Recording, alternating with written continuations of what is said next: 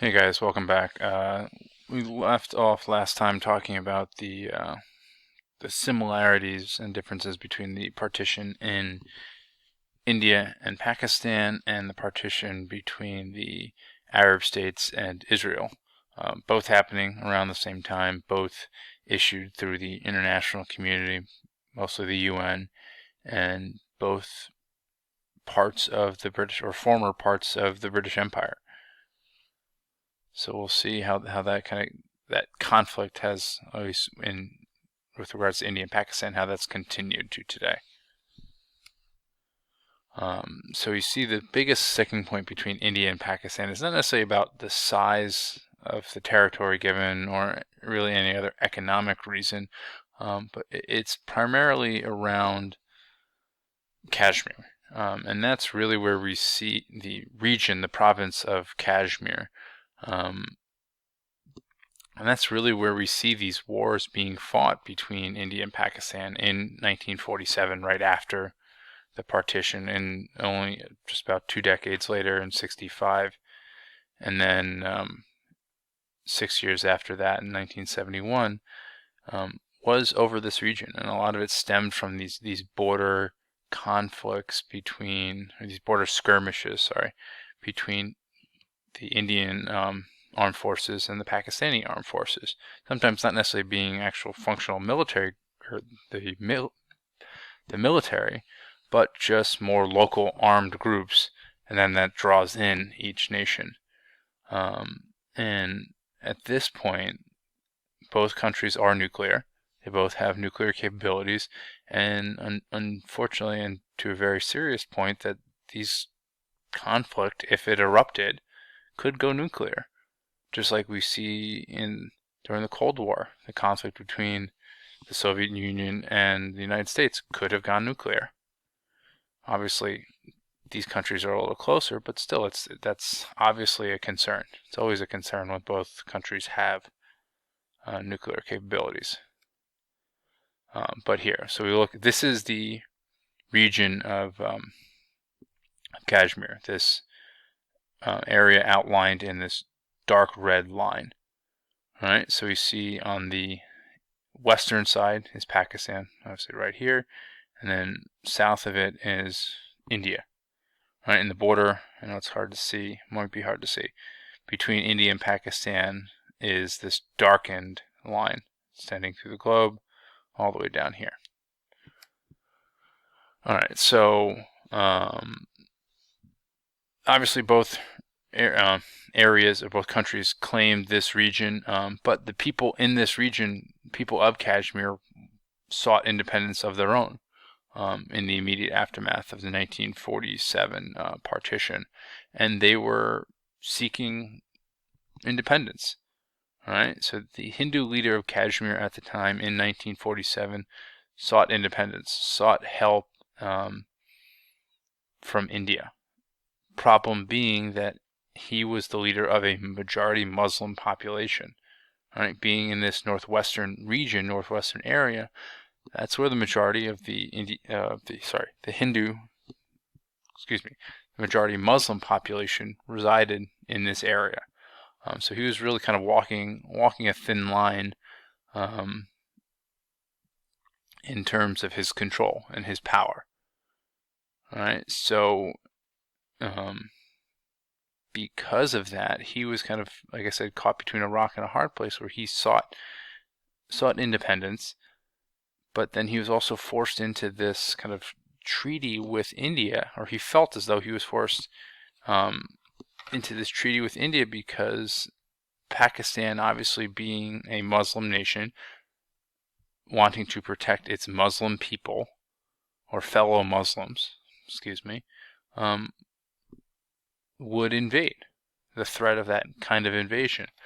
So he obviously not being capable in his own right to defend the entire region against the might of Pakistan, joined forces, signed a treaty with India, and this would kind of flame the dispute between India and Pakistan, because both regions, both areas, felt as though Kashmir and this area here is rightfully their own for a variety of reasons, but none of which are too important to us right now. Not going to necessarily go into the specific claims, but knowing that each country claims this area to be, again, rightfully their own. And that's where we see the UN getting involved, once again, trying to broker some kind of peace. There have been a number of instances where the UN has tried to regulate and maintain peace along this, see this dotted line here, this line of control in this area where they have tried to, with their peacekeepers, tried to prevent this conflict from spilling over. Yes, there are some border skirmishes, but there really hasn't been any significant, I don't want to say significant, but it hasn't exploded into all-out war. All right, with the presence of the UN peacekeepers, that's the attempt by the international community to kind of stem that tide. But despite all of this, there really hasn't been a major decision. It's kind of just been the status quo with the UN. There hasn't been like where it's pushed one way or the other. Right? Because obviously we have competing sides, competing claims, nations supporting both sides, and that would just kind of, within the Security Council and kind of the politics of the UN, would just never happen. So it's kind of been this kind of quasi-border conflict, quasi-border established between this line of, as I said before, this line of control, where it's simply a ceasefire, right? And this area is kind of in flux. And I don't want to say no one's really certain, because each side is certain that they control it, but there's really a very low level of certainty as to its future. So you guys can watch this video. It explains a little bit more about it. I'm not going to click into it, but as you go through the PowerPoint, I'll also post this to the playlist. It's a short video, about 2.5 minutes, from The Economist, explaining a little more specifically with the conflict in Kashmir.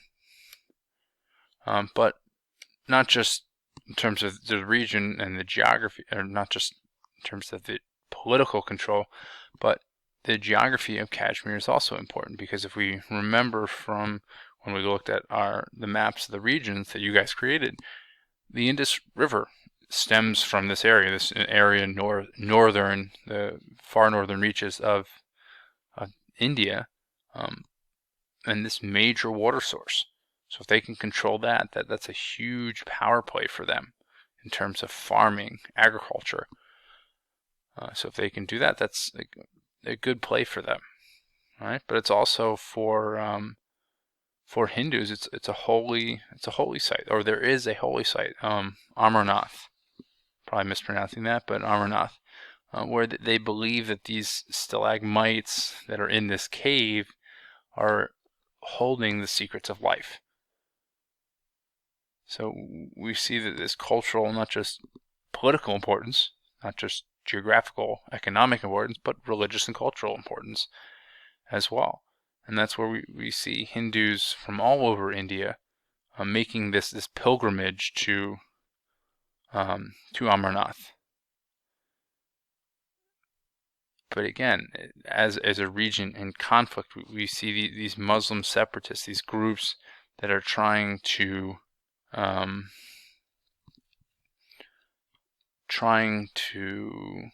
exert their own control and claim their own freedom, where they're claiming that the government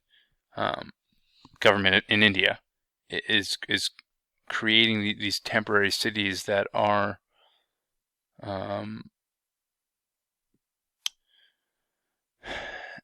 boosting population and changing the demographics in their favor. Right? And that's leading to their claims that they are being pushed out. Right? The Muslims in the region, Muslims in the area, are being pushed out and forced into exile from their homeland. Something that they are not willing or willingly doing. So, all right. So we talked about the importance of Kashmir. We've looked at its significance. We've talked about the border conflict, and we'll get into in our next talk when we look at the progression of India and Pakistan as they move out of this initial conflict of the partition into the modern world and the problems that they face. All right, talk to you guys later.